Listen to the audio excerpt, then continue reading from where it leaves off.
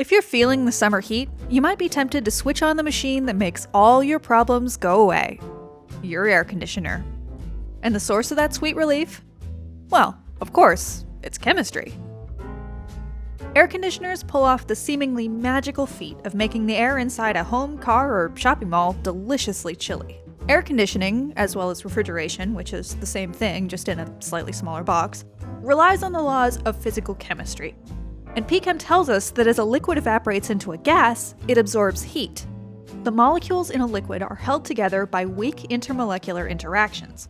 Not quite chemical bonds, just enough passing attraction to keep them from flying apart.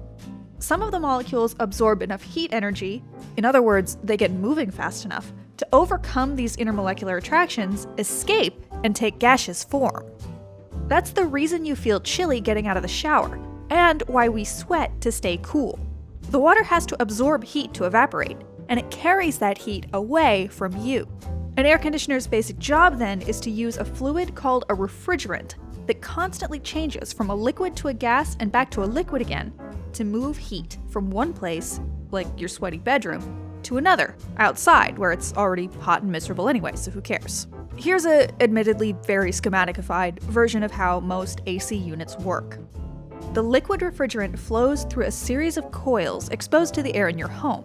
The refrigerant has a low boiling point, so the heat from the interior air is enough to make it turn into a gas, which means there's now more heat in the refrigerant and less in the air. A fan blows that colder air into your room, or straight into your face. We're not judging. So now your AC has to do two things. Dump the heat absorbed by the refrigerant outside, and two, it has to condense the refrigerant back into a liquid so it can be used again. And to do those things, it uses a compressor to ramp up the pressure on the gaseous refrigerant, so much that it can condense into a liquid again, even though it's at the warmer outside temperature.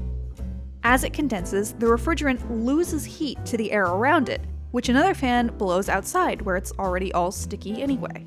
Which is a neat trick. Boiling something at a low temperature and then condensing it at a high one.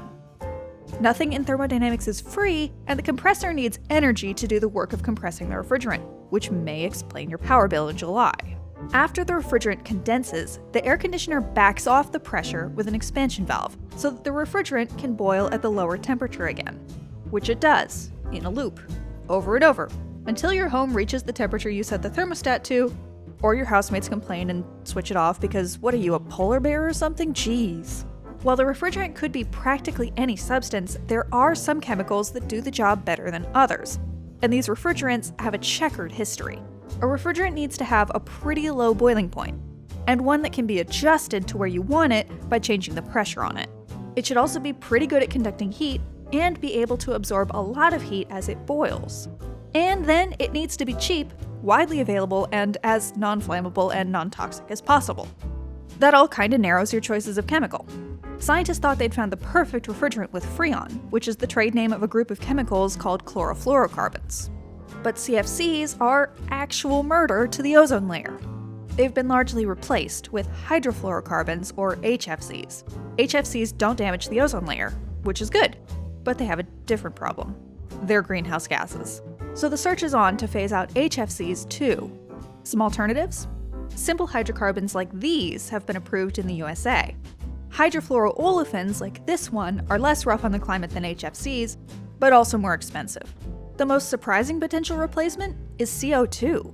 CO2 totally works as a refrigerant, and even though it's the literal poster child for greenhouse gases, it's also way less potent than HFCs.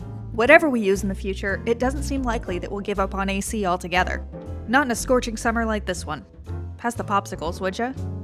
Thanks for watching, and if you want to help us keep making great videos like this one, remember to subscribe, turn on notifications, share this video, and brag at your next cocktail party that you know all about the machine that's keeping everyone there from sweating their eyeballs out.